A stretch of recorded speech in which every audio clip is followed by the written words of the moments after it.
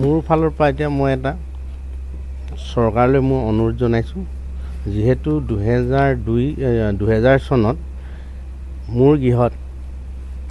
গুলী বাৰুদ দুবাৰকৈ বৰ্ষণ কৰিলে সেই দুবাৰত আমাৰ ঘৰটো বহুত ক্ষতিও হ'ল ঘৰৰ ভিতৰলৈকে গুলী সোমাল কিন্তু তেনেকুৱা সময়তে আমি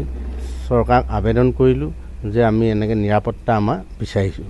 সেই সময়তে 2000 চনত চৰকাৰে নিৰাপত্তা আমাক ইয়াত দিলে পুলিচৰ 4জনকে গৃহৰক্ষী আৰু লগতে আমাৰ PSO দিলে এজনকৈ তাৰ পাছত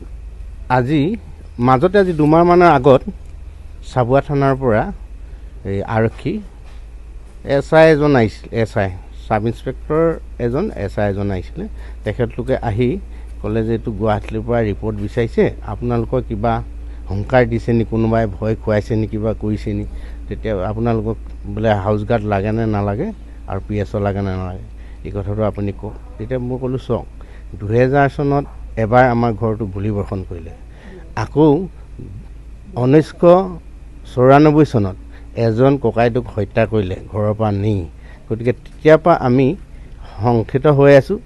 ভয় এটা ভাৱ হয় ক'বালৈ ওলাই গ'লেও আমাক অলপ ইফালে চাবলগীয়া হয় তেনেকৈ সেই ধৰণে আমি 2000 আবেদন কৰোঁতে আমাক সেই সময়ত আমাৰ ইয়াত আছিলে কংগ্ৰেছ চৰকাৰ দিল্লীত আছিলে BJP গভৰ্ণমেণ্ট বাজপেয়ীৰ দিনত তাৰপৰা পুলিচ থাকোঁতো আকৌ এবাৰ 2001 চনত ইয়াত ফায়াৰিং কৰিলে ঘৰত পুলিচ থকা অৱস্থাটো 2001 চনত কিমানজন আছিলে তেতিয়া আমাৰ 4জনে আছিলে সেই সময়ত তেতিয়া কি হ'ল সেই তাৰপিছত আমি আকৌ জনোৱাৰ পিছত আমাৰ সিকিউৰিটিটো অলপ বঢ়াই দিলে 8জনমান আছিলে সেই সময়ত তাৰপৰা 2001 চনৰ পৰা বৰ্তমান 23 এতিয়া 24 সোমালেহি 24 জানুৱাৰীলৈকে এতিয়া 3জন আছিলে আৰু পাৰ্চনেল সিকিউৰিটি এজন আছিলে প্ৰত্যাহাৰ আমিতো নাজানো আমাক হঠাৎ আমাৰ যেতিয়া আমাৰ ইয়াৰ মেজৰ এজন আছিলে দত্ত বুলি লাচিত দত্ত তেখেতে ক'লে যে ছাৰ আজি উইথড্ৰ কৰিব কৈছে আমাক ৰিজাৰ্ভত যাবলৈ কৈছে ৰিপৰ্ট দিব লাগে বোলে আজিয়ে তেনেকৈ ক'লে তেতিয়া মই তাৰপিছত ABI ছাৰলৈ ফোন মাৰিলোঁ ABI ছাৰে ক'লে নহয় বোলে এইটো গুৱাহাটীৰ পৰা এইটো উঠাবলৈ উইথড্ৰ কৰিবলৈ কৈছে বোলে গুৱাহাটীৰ পৰা ইয়াৰ পৰা কোনো নহয় ইয়াৰ SPও কোৱা নাই কোনো কোৱা নাই একদম গুৱাহাটীৰ পৰা মুখ্যমন্ত্ৰীলৈ এটাই আহ্বান তেখেতক আমি অনুৰোধ জনাইছোঁ পুনৰ যেন আকৌ সেই সিকিউৰিটি ইয়াত দিয়া ব্যৱস্থা কৰে যেন তেখেতক এইটোৱে মই আহ্বান জনালোঁ কি ক'ম মানে আমাক কোনো ফালৰ পৰা জনোৱা নাই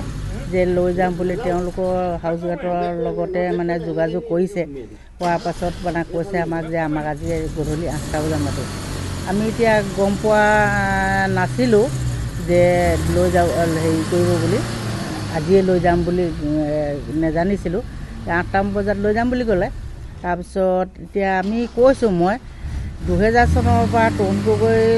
থকা দিনৰ পৰা আমাৰ ঘৰত দিলে 2000 চনত আমাক এনেই দিয়া নাই আমাক দিলে মানে হেৰি ফায়াৰিং হৈছিলে আমাৰ ঘৰত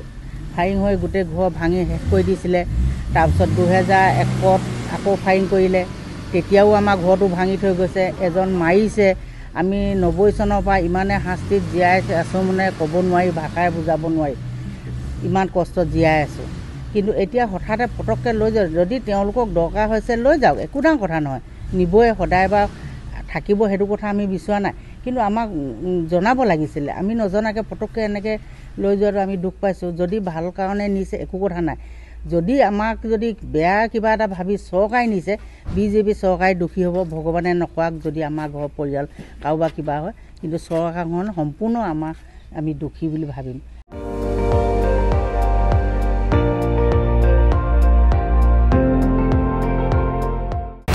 আপুনি চাই আছে ND24 সৰ্বশ্ৰেষ্ঠ নহয় সৰ্বোত্তমৰ দৌৰ